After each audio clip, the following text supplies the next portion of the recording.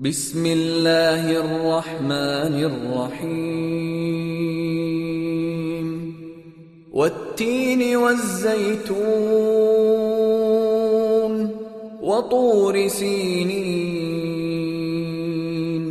وهذا البلد الأمين لقد خلقنا الإنسان في أحسن تقويم ثم رددناه أسفل سافلين إلا الذين آمنوا وعملوا الصالحات فلهم أجر غير ممنون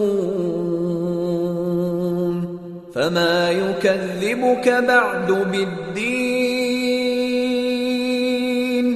أليس الله بأحكم